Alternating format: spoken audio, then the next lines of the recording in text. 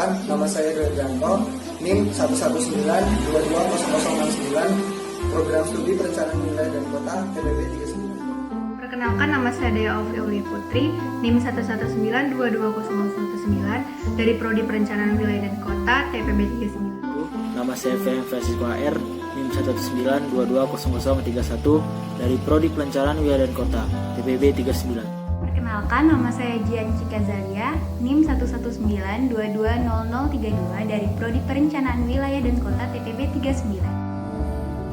Assalamualaikum warahmatullahi wabarakatuh. Perkenalkan, nama saya Jimmy Alvaro, NIM 119220094 dari TPB 39. Senter kocok merupakan salah satu senter yang mampu memberikan dan mengeluarkan cahaya yang berasal dari lampu LED dan energinya berasal dari baterai. Pada senter kocok berlaku hukum Faraday, yaitu gegel induksi antar ujung loop, dan hukum Lenz, yaitu gegel induksi yang timbul pada rangkaian dan menimbulkan medan magnetik induksi. Faktor timbulnya gegel induksi adanya perubahan flux magnetik. Induksi yang berasal dari sumber solenoida apabila di area listrik, kumparan menjadi magnet listrik. Pembuatan senter kocok bertujuan untuk memahami dan mengaplikasikan konsep gegel induksi dari perubahan flux magnetik dan mengetahui penyimpanan energi listrik dari induksi elektromagnetik. Manfaat dari pembuatan senter kocok yaitu dapat mengaplikasikan perubahan flux magnetik pada kehidupan sehari-hari, dan rancangannya memanfaatkan energi potensial di mana dapat berubah menjadi energi listrik untuk menyalakan senter. Pertama, yaitu saya akan menjelaskan prinsip kerja tentang senter kocok. Itu memiliki dua hukum, yaitu hukum Faraday dan juga hukum Lenz. Hukum Faraday adalah gaya gerak listrik atau gaya induksi yang timbul antara ujung-ujung suatu loop pengantar berbanding lurus dengan laju perubahan flux magnetik yang dilingkupi oleh loop pengantar tersebut. Dan hukum Lenz berbunyi, jika gegel induksi timbul pada suatu rangkaian, maka arah arus induksi yang dihasilkan sedemikian rupa sehingga menimbulkan medan magnetik induksi yang menentang perubahan medan magnetik atau arus induksi berusaha mempertahankan flux magnetik totalnya konstan. Yang selanjutnya yaitu saya akan menjelaskan tentang gegel induksi. Induksi elektromagnetik adalah gejala timbulnya gaya gerak listrik atau GGL di dalam suatu kumparan apabila adanya perubahan flux magnetik pada kumparan tersebut, atau apabila kumparan bergerak berrelatif melintasi medan magnet tersebut. Konsep dari gaya gerak listrik atau GGL pertama kali dikemukakan oleh Michael Faraday. Dia menemukan bahwa induksi sangat bergantung pada waktu, di mana semakin cepat perubahan medan magnet, maka GGL yang diinduksi akan semakin besar. Di sisi lain, perubahan GGL tidak sebanding dengan laju perubahan medan magnetik, tetapi sebanding dengan laju perubahan flux magnetik. Penyebab utama timbulnya GGL induksi adalah terjadinya perubahan magnetik yang dilingkupi oleh suatu loop kawat. Saya di sini akan menjelaskan tentang energi listrik. Pada umumnya, mentransfer energi listrik itu menggunakan kabel. Nah, jika dapat mengirimkan energi listrik tanpa menggunakan kabel, hal ini dapat memudahkan manusia dalam mengoperasikan suatu perangkat elektronik dengan lebih efektif dan efisien. Jika dapat mengoperasikan lebih dari satu perangkat elektronik dengan waktu yang bersamaan, tanpa harus menggunakan kabel lagi yang terpasang pada sumber listrik. Nah, pengembangan tentang mentransfer listrik ini telah dilakukan sejak beberapa ratusan tahun yang lalu. Mulai dari ilmuwan Michael Faraday dari tahun 1791 sampai 1867 hingga Heinrich Friedrich Lenz pada tahun 1804 hingga 1860-nya tentang medan magnet. Elektromagnetisme adalah cabang fisika tentang medan elektromagnetik yang mempelajari tentang medan listrik dan medan magnet. Medan listrik diproduksi oleh muatan listrik statistik yang memberikan kenaikan pada gaya listrik. Istilah dari elektromagnetisme ini berasal dari kenyataan bahwa medan listrik dan medan magnet saling terkait dan tidak dapat dipisahkan. Contohnya, perubahan pada medan magnet yang memberikan kenaikan pada energi listrik atau medan listrik. Kali ini saya akan menyebutkan alat dan bahan yang digunakan dalam pembuatan senter kocok, yaitu yang pertama ada lem, ada dioda, ada kapasitor, ada resistor, ada kawat tembaga, ada magnet, paralon, isolasi, LED, dan timah, solder, stang, dan gunting tentunya. Nah, itu tadi alat dan bahan. Selanjutnya kita akan masuk ke dalam perangkaiannya. Oke, yang pertama kita masuk dengan lilitan. Kita lilitkan dengan rapi ke paralon. Kemudian kita selotip setiap ujung lilitan dengan rapi supaya lilitan tetap berada pada tempatnya dan tidak kemana-mana. Selanjutnya kita kerik ujungnya.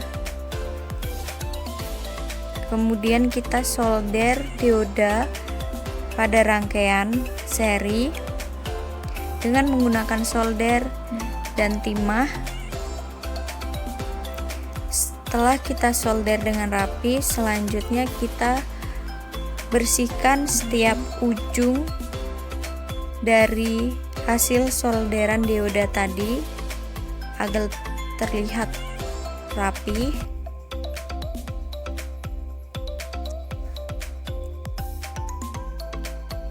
Setelah kita bersihkan, kita gabungkan dioda dengan kabel.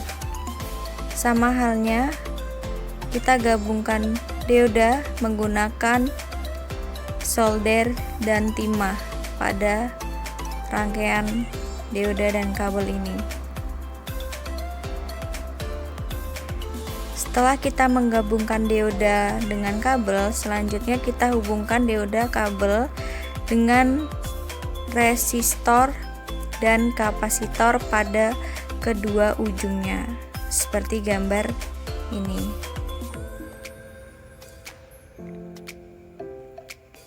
Selanjutnya kita masukkan magnet ke dalam paralon dan hasilnya seperti ini.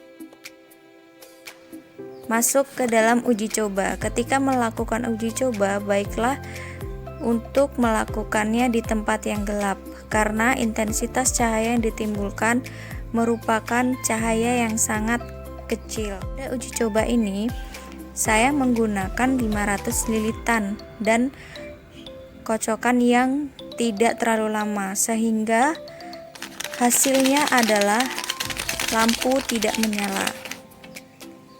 Ketika uji coba yang kedua, saya menggunakan 1000 lilitan dan menggunakan durasi kocokan yang cukup lama sehingga dapat menimbulkan cahaya.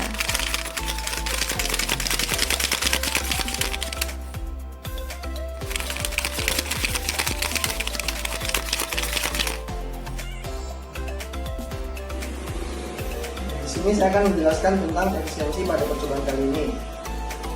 Senter kocok kali ini bisa menjadi lebih sangat efisien dan lebih tenang lagi. Hal ini dimungkinkan dengan dua hal. Yang pertama, jumlah kumparan, dan juga yang kedua, waktu pengocokan.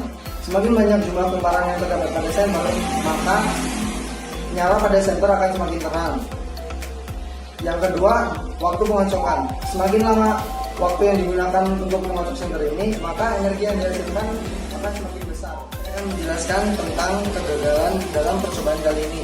Yang pertama, disebabkan oleh waktu dan juga kocokan yang kurang lama atau kurang banyak pada senter, sehingga energi yang terbentuk pada senter sangat sedikit yang mengakibatkan senter tidak bertahan lama. Yang kedua, kurangnya jumlah kumparan dalam senter sehingga energi yang tersimpan tidak banyak. Dari percobaan yang kami lakukan, kami menemukan beberapa analisis, yaitu senter kocok dibuat dari kawat tembaga yang dililitkan pada pipa plastik. Kemudian, dalam rongga pipa itu dimasukkan magnet, dan pipa digerakkan sehingga magnet yang ada di dalam rongga pipa naik turun kumparan. Lalu, senter kocok ini menggunakan prinsip hukum Faraday, yang mana besarnya gagal induksi yang terjadi dalam suatu penghantar atau rangkaian berbanding lurus dengan kecepatan perubahan fluks magnet yang dilingkupinya. Ketika batang magnet didorong mendekati kumparan, maka kuat medan magnet yang ada dalam rongga kumparan bertambah. Akibatnya, fluks magnetik yang dikandung kumparan bertambah yang mengakibatkan muncul gagal induksi.